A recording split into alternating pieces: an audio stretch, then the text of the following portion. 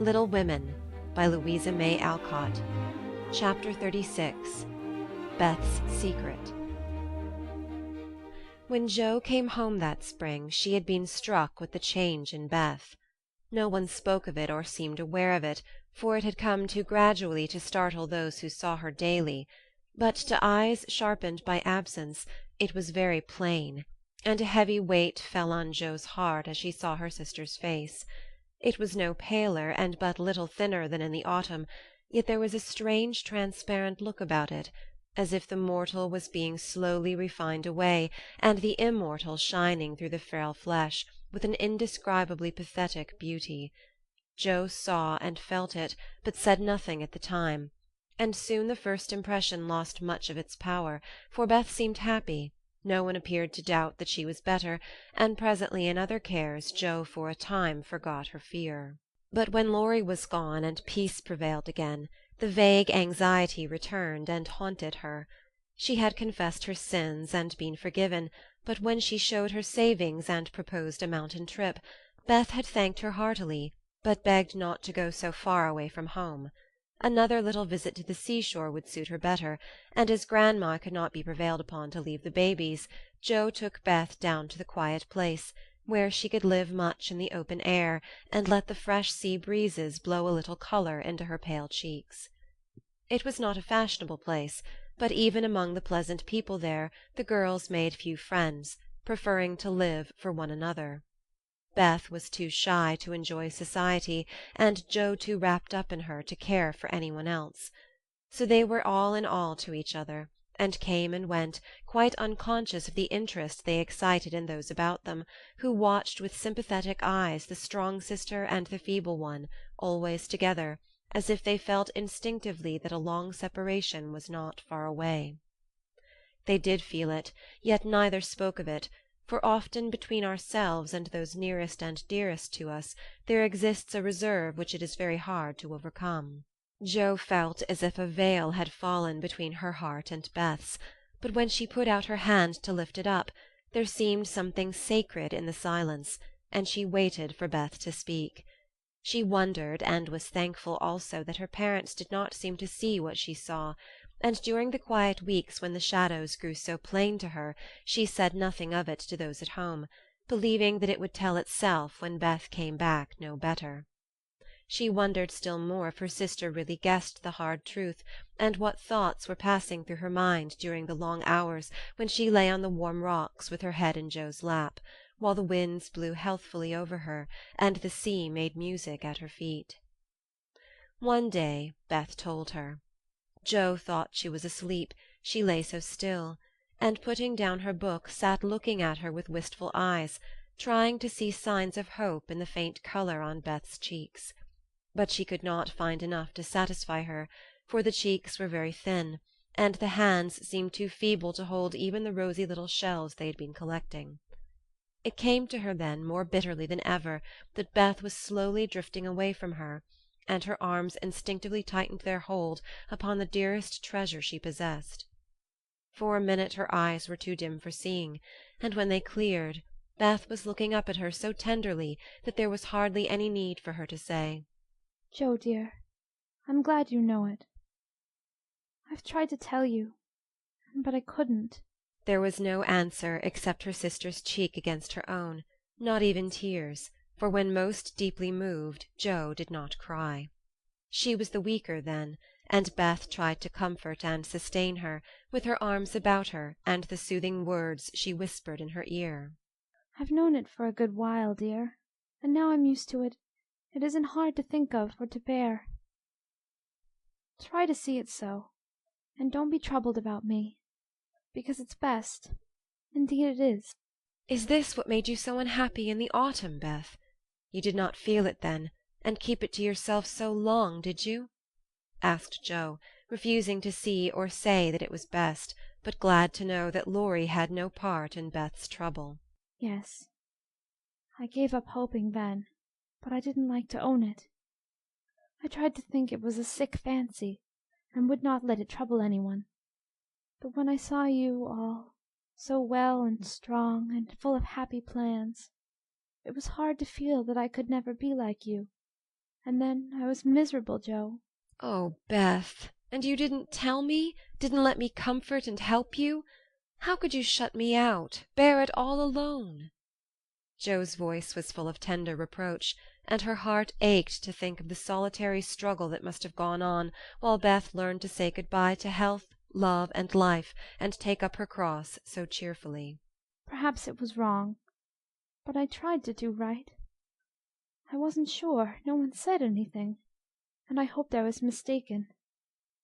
It would have been selfish to frighten you all when Marmee was so anxious about Meg, and Amy away, and you so happy with Laurie.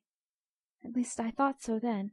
"And I thought you loved him, Beth, and I went away because I couldn't," cried Joe, glad to say all the truth.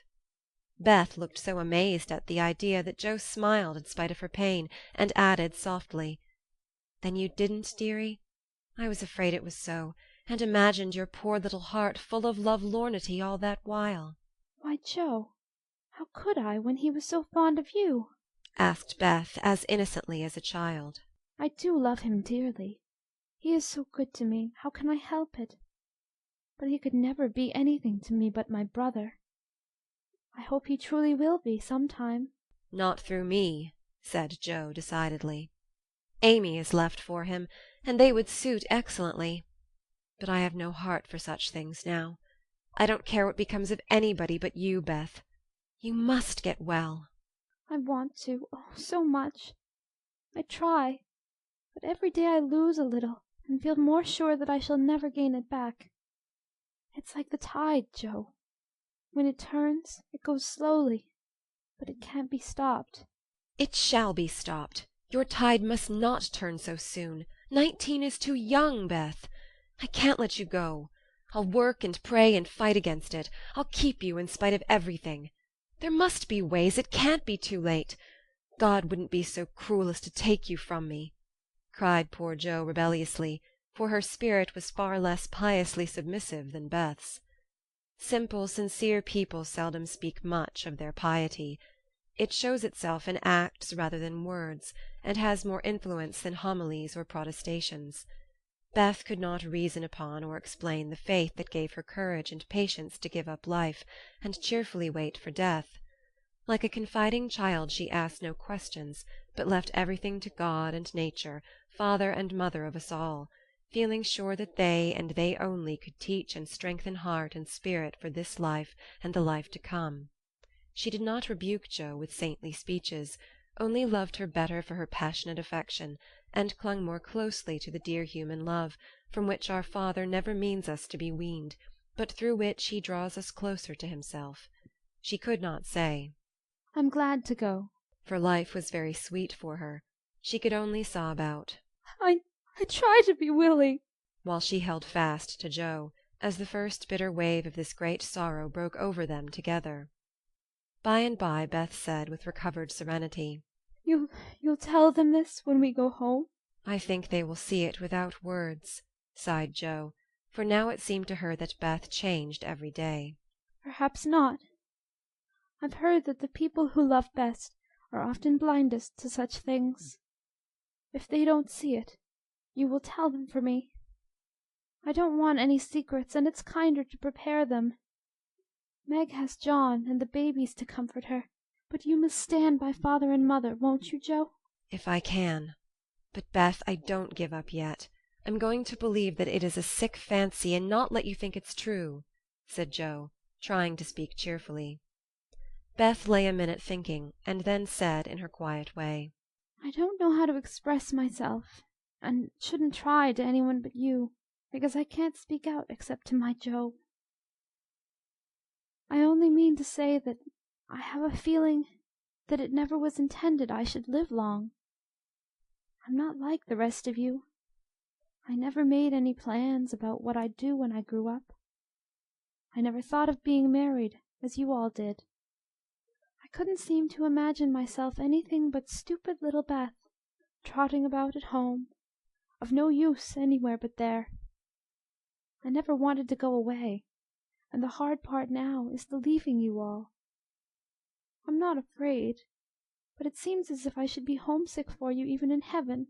Joe could not speak. and for several minutes there was no sound but the sigh of the wind and the lapping of the tide.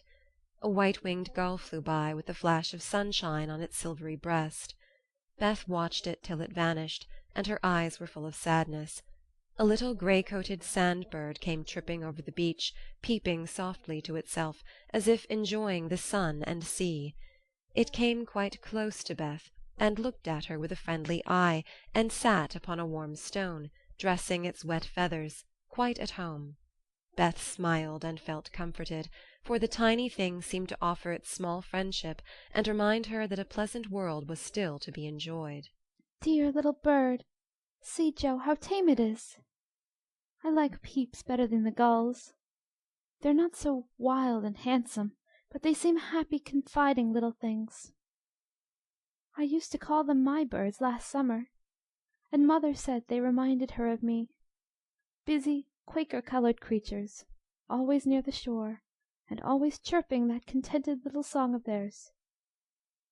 You are the gull, Joe, strong and wild, fond of the storm and the wind, flying far out to sea and happy all alone. Meg is the turtle-dove, and Amy is like the lark she writes about, trying to get up among the clouds, but always dropping down into its nest again. Dear little girl! She's so ambitious, but her heart is good and tender, and no matter how high she flies, she never will forget home. I hope I shall see her again, but she seems so far away." "She is coming in the spring, and I mean that you shall be all ready to see and enjoy her. I'm going to have you well and rosy by that time," began Joe, feeling that of all the changes in Beth the talking change was the greatest, for it seemed to cost no effort now, and she thought aloud in a way quite unlike bashful Beth. "Joe, dear, don't hope any more. It won't do any good. I'm sure of that. We won't be miserable, but enjoy being together while we wait. We'll have happy times, for I don't suffer much, and I think the tide will go out easily if you help me." Joe leaned down to kiss the tranquil face, and with that silent kiss she dedicated herself soul and body to Beth. She was right. There was no need of any words when they got home, for father and mother saw plainly now what they had prayed to be saved from seeing. Tired with her short journey, Beth went at once to bed, saying how glad she was to be home, and when Joe went down she found that she would be spared the hard task of telling Beth's secret. Her father stood leaning his head on the mantelpiece and did not turn as she came in, but her mother stretched out her arms as if for help, and Joe went to comfort her without a word. End of chapter 36.